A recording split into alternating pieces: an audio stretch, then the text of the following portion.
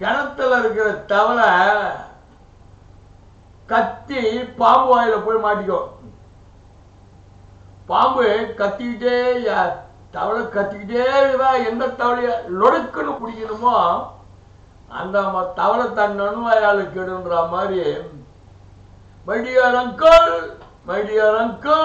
அப்படின்னு போய் மாட்டினி அமித்ஷா.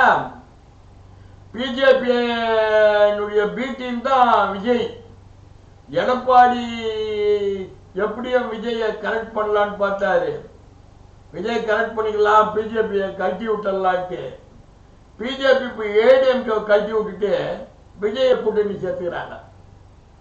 அரசியல் சித்து விளையாட்டுகள் இதெல்லாம். உயர்நீதிமன்றம் அடிக்க போது ஆப்பு சிபிஐ வழக்கு போட்ட உத்தரவு வந்து எந்த காலகட்டத்திலையும் ரத்தாகும். ஏன்னா அந்த சிபிஐ வழக்கு போட்டவங்க பேரண்ட்ஸ் இந்த வழக்குகளுக்கு சம்மந்தம் இல்லை ஸ்டேட்மெண்ட்லாம் கொடுத்துட்டான். அது உறுதி ஆயிடுச்சுன்னா இந்த சிபிஐ போட்ட உத்தரவு திரும்ப பெற போட்டு ஹைகோர்ட்ல உச்ச நீதிமன்றத்தில். அமித்ஷாவினுடைய தில்லாலங்கடி வேலைகள் பிஜேபி வந்து ஒரு விஜய் கட்சி ஒரு கட்சி கட்டுக்கோப்போட இல்லை.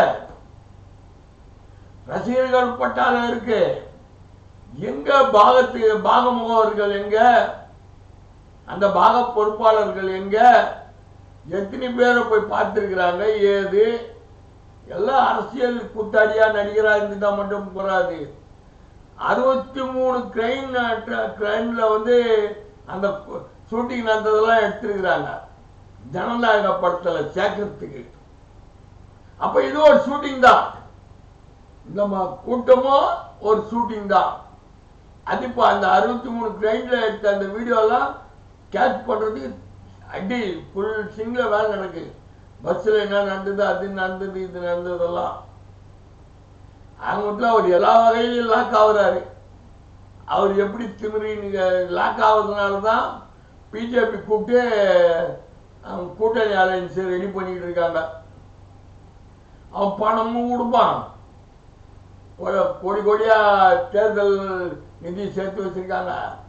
தமிழ்நாட்டுக்கு முழுசா செலவு பண்றாட்டு விஜய்கிட்ட கொடுத்து செலவும் பண்ணுவாங்க.